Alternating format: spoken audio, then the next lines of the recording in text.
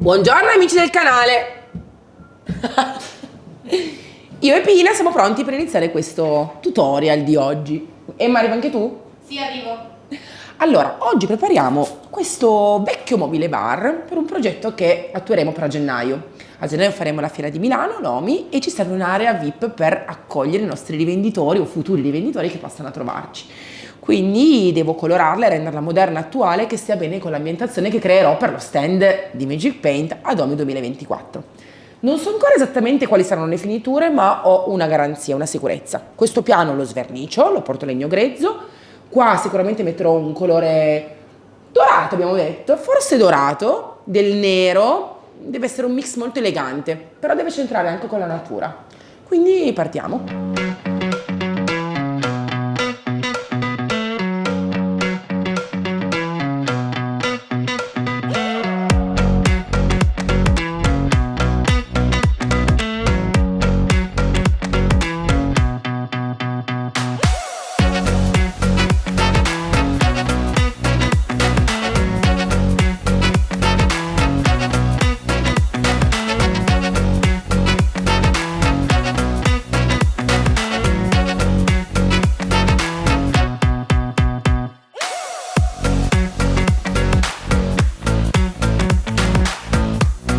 Parto stendendo lo sverniciatore Magic Paint su tutto il piano superiore. Ovviamente è meglio estenderlo un pochettino più denso, senza lesinare troppo, come vi dico sempre, e ricordate che se nel frattempo vi dovete staccare una mezz'oretta per fare altro, non potete controllarlo, è meglio mettere una pellicola, perché magari il calore della stufa, del termosifone lo seccherebbero. Io lo stendo bene bene bene ovunque. Se avete una superficie un pochettino porosa fate anche così, pennellate incrociata in modo da non tralasciare nessun centimetro di superficie. Ecco qua. E stendiamolo bene dappertutto.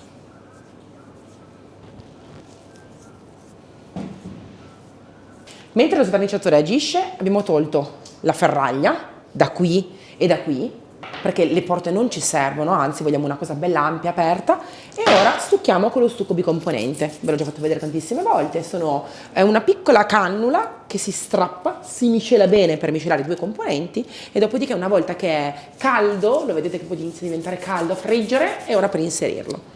Io faccio un piccolo salamino, lo inserisco dentro il mio buchino, lo faccio anche per gli altri, e dopodiché schiaccio e mi assicuro che vada bene in profondità e chiuda bene il buchino. Ecco qua. Prendete anche una piccola spatolina, cercate di fare un lavoro bello preciso. Faccio la stessa cosa anche di qua, anche se è un po' più grossino. Uno. Prendo ancora un po'. Mi raccomando, avete poco tempo per utilizzarlo, perché questo bicomponente è molto veloce, ci mette proprio pochi minuti, pochi istanti. Schiaccio bene. Ho messo i guanti perché in effetti è una cosa che ha un odore molto forte, però funziona benissimo. Tolgo l'eccesso, ce n'è ancora un po', sicuramente poi carteggio, continuo con il resto. Si sta alzando benissimo, ho fatto un test e vedo che viene via molto bene, quindi piano piano, delicatamente, elimino tutto. Guardate che vetrificatura che viene via.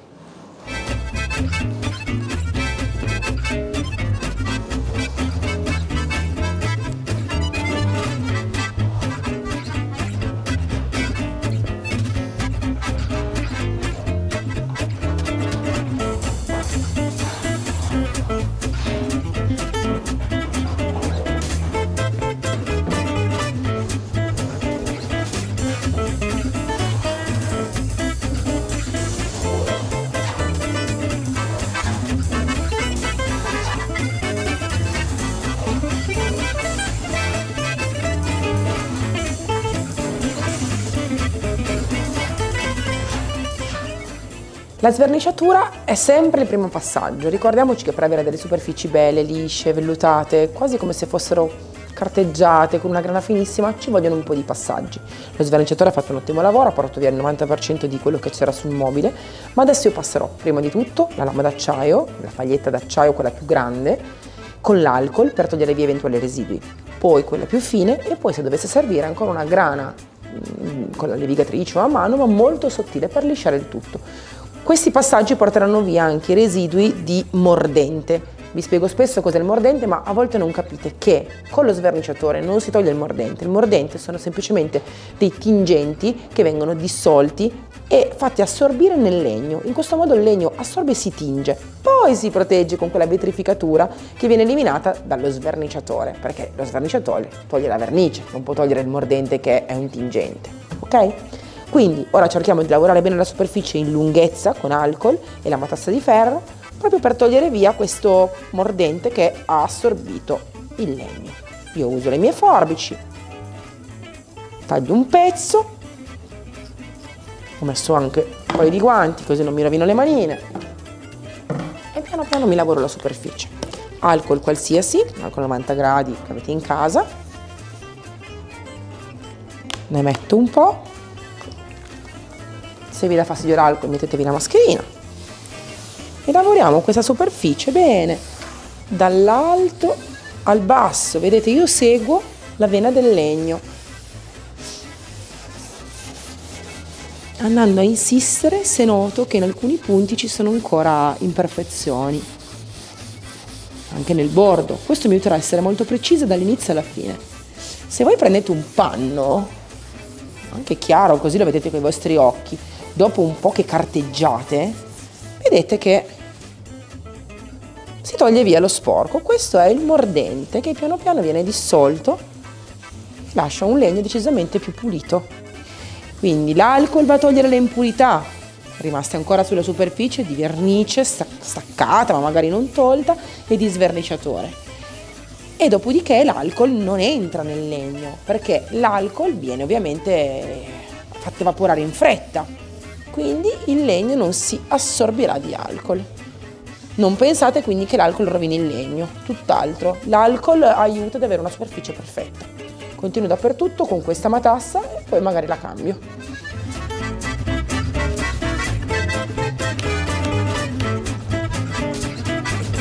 Bene, benissimo.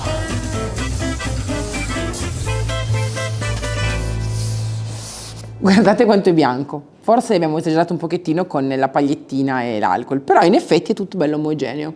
Da qui si nota la motivazione per cui in tanti mobili vecchi utilizzavano i mordenti tingenti. Beh, è un legno morbido, chiaro, prima di tutto. Seconda cosa, se voi lo guardate da vicino, qua si nota anche che è ingrigito. Vuol dire che per nascondere alcune magagne spesso e volentieri si utilizzava questa tecnica del tingere il tutto. Oggi a noi piace molto di più vedere un bel legno nutrito, un noce, un bel legno che ci piace in tonalità, un rovere al naturale. A volte si può, a volte no.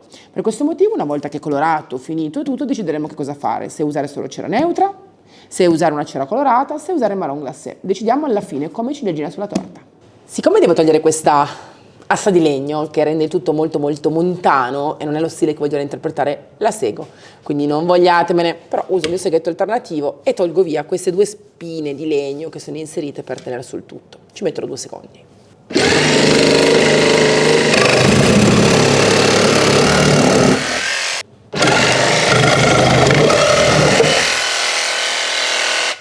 E voilà, il gioco è fatto.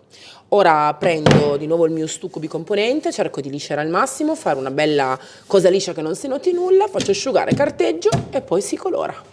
Abbiamo già cambiato idea forse 12 volte. Sì. Emma è partita dal fucsia, per poi passare al verde, ma non ci convinceva neanche il Lucky Forest questa volta. No. Abbiamo già fatto uno stand Lucky Forest. Sì. Per poi arrivare al nero, nero, nero e oro, ma non vogliamo cascare nel barocco. E allora ci siamo ispirati alla carta d'apparati che utilizzeremo come punto focale al centro del nostro stand. È molto particolare, molto d'impatto e non è una carta che sceglierebbe chiunque e noi siamo sempre qui pronti a darvi ispirazione. Quindi creeremo una tonalità perfetta per questa foglia, quindi una via di mezzo tra un sunset blu e un pepper blu, e le misceleremo per creare la base del nostro mobile. Ovviamente la parte superiore in legno non la coloriamo, faremo tutta la parte sottostante, tutta la parte retro, poi metteremo degli inserti di carta apparati e alcune sorprese, ma lo vediamo dopo, però. Sì. Ora noi cercheremo con voi di creare il colore perfetto che si avvicina al 100% a questa fogliolina, che poi è variegata, non sarà ugualissimo, ma sarà bellissimo. Ci siamo ispirati anche a questa scelta perché i 2 muri laterali che ospiteranno la carta apparati saranno uno nero quindi uno Nuit Parisien in versione wall e uno Pepper Blue in versione wall, perché vogliamo farvi vedere quanto sta bene il blu e il nero insieme. Prima finiamo il barattolino che avevo iniziato, ne ho ancora 2 dita sul fondo e preferisco comunque utilizzarlo, poi lo pulisco bene, ne metto ancora un po'. Beh, la superficie non è poca perché tra una cosa e l'altra avremmo 6 metri quadri Sì, per 2 mani, quindi diciamo che mezzo chilo lo useremo sicuramente, anche se è molto coprente. Ora io inizio a mettere Pepper Blue. Mi fermi tu? Sì. Fa anche rima.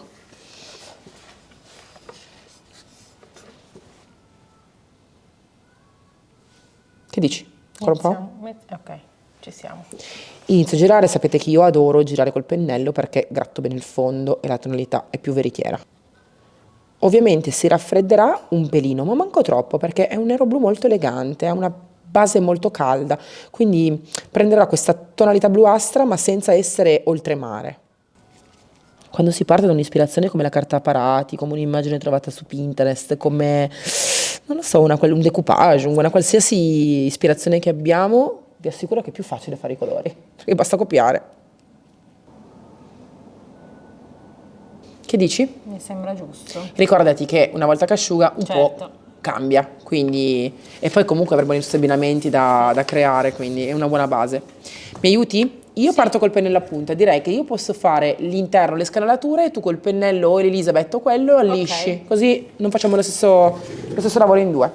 Guardate che bello che è ora che è steso e guardate quanto copre. Io ti riempio bene, ok, che dici, le scanalature e tu lavori, beh, togliendo le mie gocce ovviamente, i miei avvallamenti e sulle parti piatte, così in 2 facciamo ancora prima colorare. Se avete la fortuna di avere qualcuno che vi aiuta nel restyling, provate questa tecnica, in 2 si fa molto prima.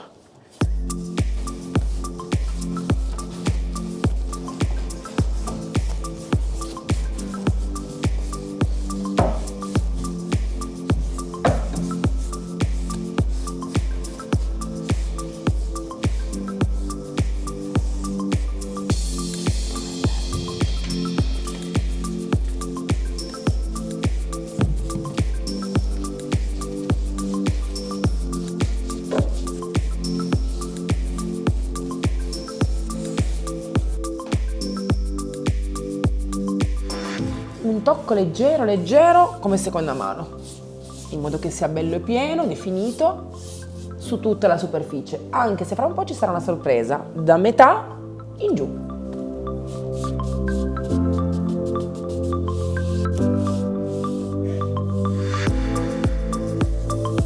Una volta che il colore sul nastro carta sarà asciutto, passiamo al rococò.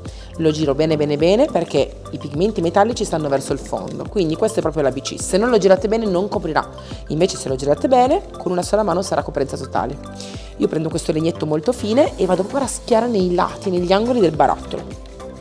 Anche quando lo stendete ogni tanto giratelo. Prendo un pennello molto morbido, in questo caso prendo il pennello del protettivo, ha delle setole vellutate e mi consentiranno di essere molto morbida nella stesura. E ora guardate qui. Tingo tutto di oro. È fondamentale la base, che sia bella, liscia, perfetta, perché mi permetterà di avere una coprenza e un aggrappaggio perfetto, sì, ma anche di non avere difetti. Ora si vedranno ancora meglio. Ecco qua, guardate come copre bene. Ovviamente una mano è più che sufficiente.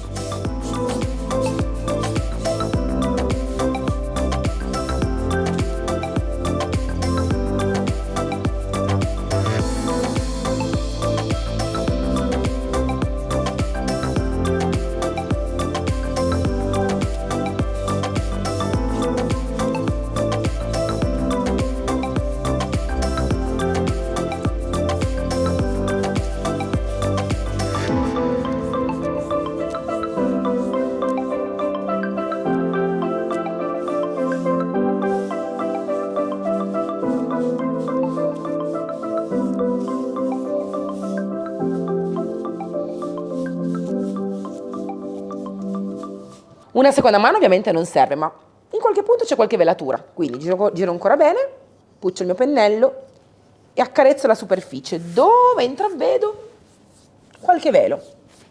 Ovviamente, per essere sicura che non ci siano imperfezioni, lo passo anche qua sul nastro carta, visto che tra pochi istanti lo tolgo e vi faccio vedere quanto è bella la divisione netta che c'è tra nastro, oro e colore di fondo.